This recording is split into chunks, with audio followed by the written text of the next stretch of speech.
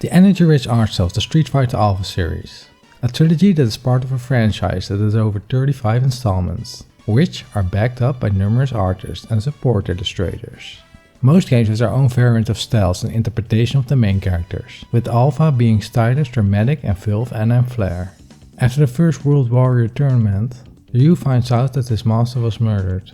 He is determined to search for who is responsible for this unfortunate act. As first impression, Ryu looks younger in Alpha compared to other installments.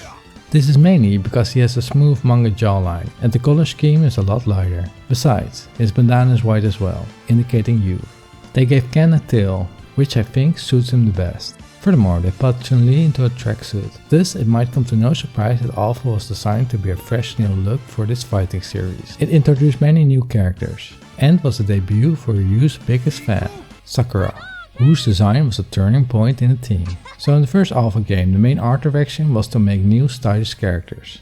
However, the creator of the legendary most popular female Street Fighter character ever, Chun-Li, was asked to support the team for Alpha 2, and he politely said that the current character casts were uncool and rather lame. He didn't like the initial idea that every character had to be as stylish as possible. Well, the art team disagreed and actually denied his initial design of Sakura, which he, on purpose, made unique and unstylish.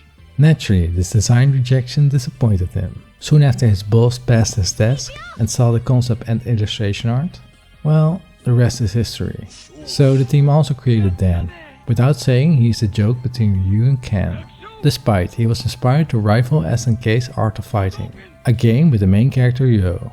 To put it bluntly, this guy was the real hybrid between the two, so Capcom made the incompetent Dan to mock SNK's effort. Needless to say, many of the Alpha casts such as Rose, this guy and Charlie reappeared in other installments. Except for this Japanophile. Remember him? Of course, all classic fan favorites reappeared as well. Zangief, Vega, Sagat, and not to forget, Blanca.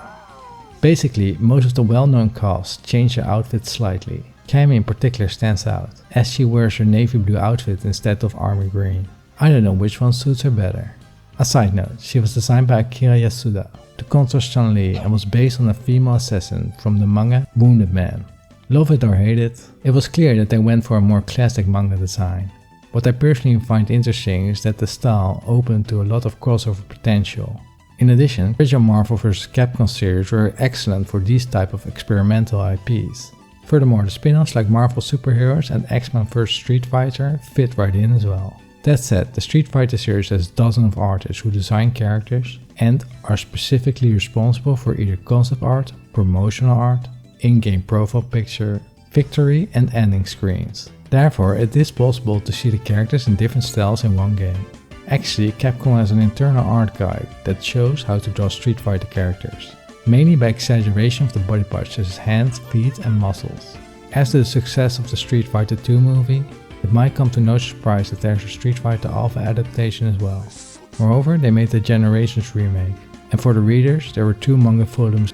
I'm fancy like novels at GP Fuzz, and that reminds me that I still possess a borrowed copy of the Super Nintendo Street Fighter Alpha game, which I exchanged for Pitfall with a friend from elementary school. We actually never put in the effort to trade them back. In this case, I don't mind.